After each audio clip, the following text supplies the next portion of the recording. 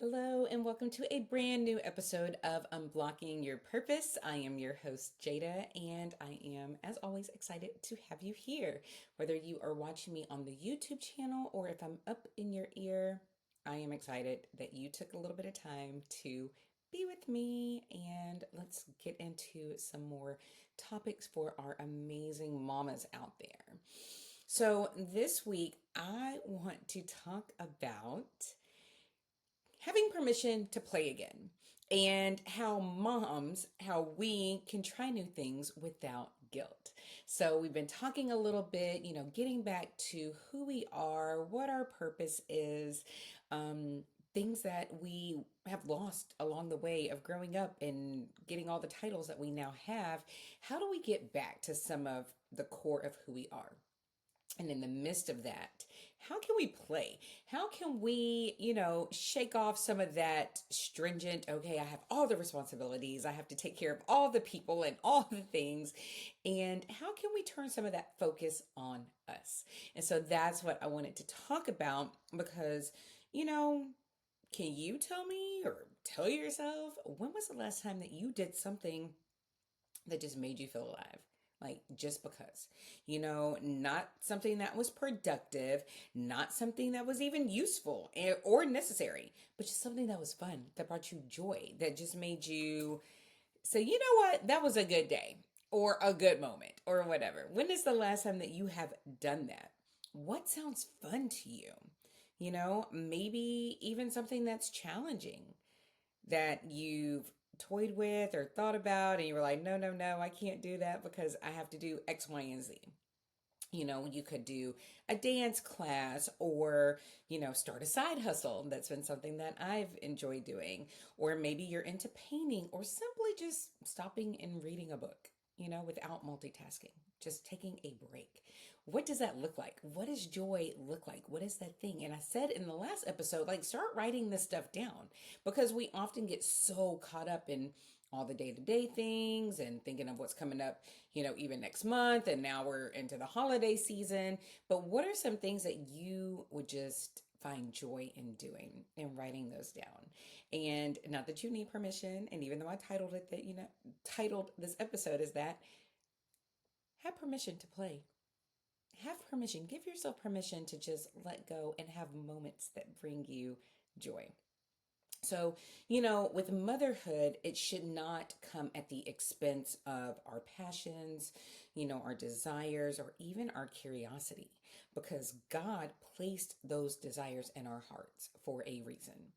And I often say, if something comes up, it needs to come out. If there's something that you've wanted to do and you've put it to the side, but it keeps coming up for you, whether you're seeing something or hearing something, reading something, watching something, maybe you're even having dreams about it, but it's coming up. Maybe it's something that God has placed in your heart and it's something that you need to say yes to.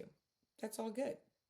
So, now is the time to give yourself permission to explore, permission to experiment things, permission to just enjoy what lights you up. And doing all this without guilt because that is the worst, right? To sit here and be like, oh, I would like to do this. And you might even find that dance class you want to do. But then in the midst, you're like, oh, but in me doing this, am I taking away from my child? In me doing this, am I taking away from my family? We have to learn that doing things for us, for self-care, or in this instance, like finding joy in something that we wanted to do, or getting back to maybe a hobby that we've put to the side because of life and responsibilities.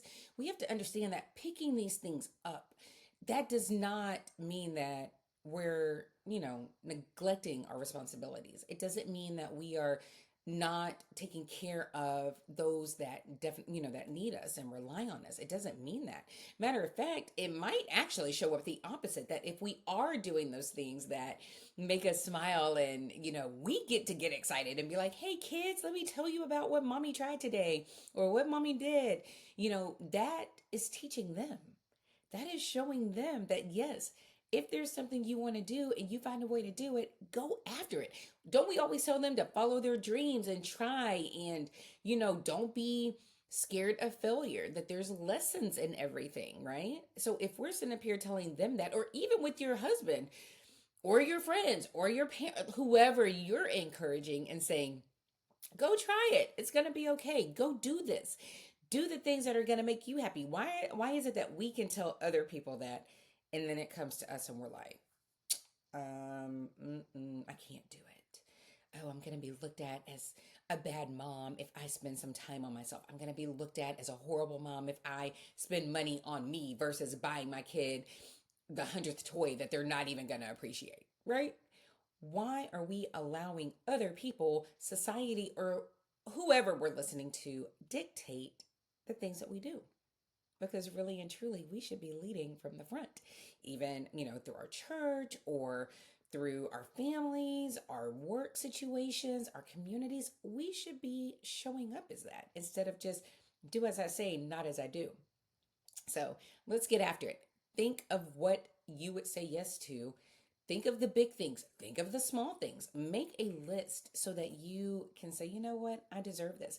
Or maybe even, for instance, here's another example. So I know that for my home, it would be good to purge the rooms, organize, make it nice so I can go put my hands on things when I need it, right?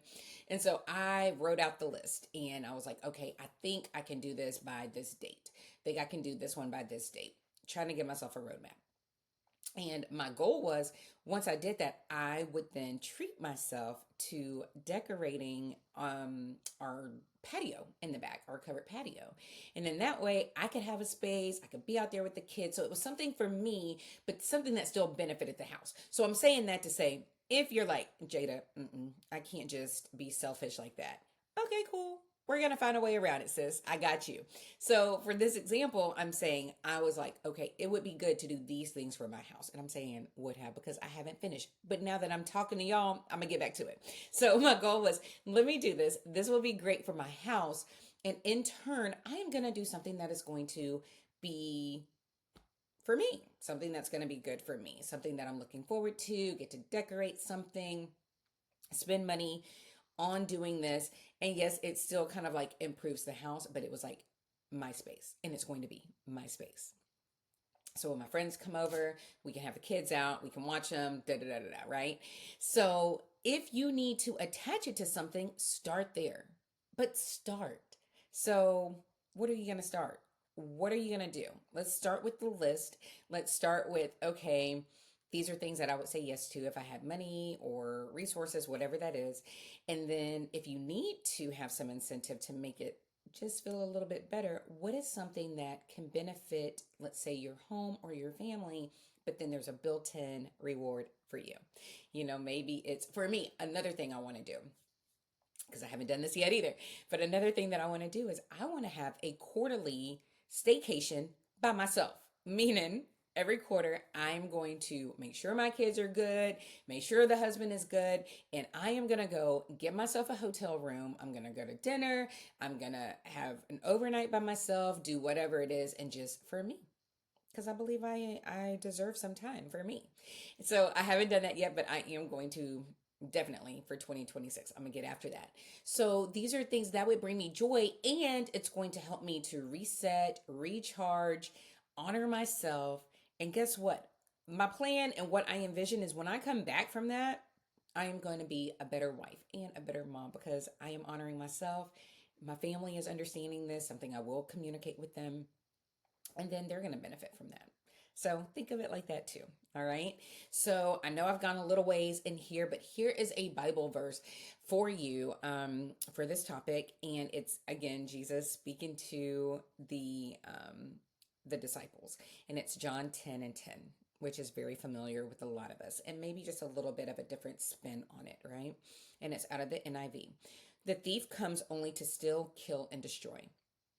I have come that they may have life and have it to the full.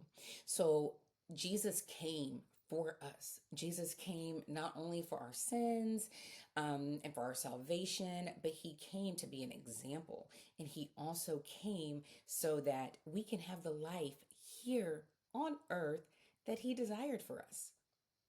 So, why are we throwing that away? Why are we not taking advantage of joy and peace and being able to do this through things that light us up? Because in turn, that is a testament to Him. All right. So, that's the verse for the week. So, a few other things, and then I'm gonna get up out of here for you. But mom guilt. I think a lot of us don't do things because we have this guilt, right? I've already kind of touched on it. We are made to feel either by other people or even even ourselves. Oh, I'm being selfish because I am taking time and money and energy and whatever away from my family. But we should not look at it as though us making time for ourselves as being selfish, but is allowing us to thrive and then to continue to pour from more of a fulfilled state, if that makes sense. We have, a sense of fear of failing. A lot of us are like, ooh, I'm scared to try anything new because I'm scared that it's not going to work. What if I'm like, oh, I'm gonna buy this, I'm telling my family I'm gonna buy this set so I can be out here and blah blah blah. And then they're like, well, you never did it because you didn't do this stuff. Okay, yeah, I haven't made it yet. But it doesn't mean that I won't. And it doesn't mean that if I again go and say, I need your help and I need your support, maybe they'll support me and maybe that will help me to reach that end state. We have to realize that not doing something doesn't mean that we're a failure. Not doing it in the time frame doesn't mean that we're a failure. It just means that it didn't happen at that time, and that's okay. As long as we get another chance to get up day after day and try again, we can try again.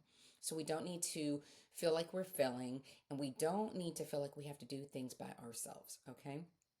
We don't want to feel like we're losing control if we're, okay, now I'm making time for myself. Am I losing control of my family, or am I losing control of whatever it is that I have responsibility for? No, we're not losing any of that. These are additions. These moments of getting to find joy and to do something for us is only going to help everything else. You're not losing control. You're still there. And even if you have other people to help you, it doesn't mean that you're relinquishing that. You're just finding the way to get to all the end states that you are having to make sure are met. And we also don't want to disappoint other people, right? So we're like, oh, well, I can't do this because I'm going to disappoint somebody. So let's say you sign up for a dance class or an art class and you're not able to make it. Life happens. Let's stop thinking of all the things that could go wrong and just go and try and see what happens and know that people are pretty understanding when things happen. So it's not about disappointing people. And it's really shouldn't be about disappointing yourself. That should really drive you. We don't want to disappoint ourselves. We need to honor ourselves, honor our peace, honor our happiness, honor our desires and wishes and wants and all of those things that we keep pouring into other people. Let's not disappoint us. Other people will definitely understand. So us trying new things, it doesn't mean that we're selfish. It means that we're still alive. It means that we're still trying. It means that we are still being the example for our babies, for our house, our husbands, our families, our communities, our friends. It just means that we're still here and we still are trying, and that's what we need to do. Another thing is, let's reframe some things. Instead of saying, me time, maybe it's purpose time.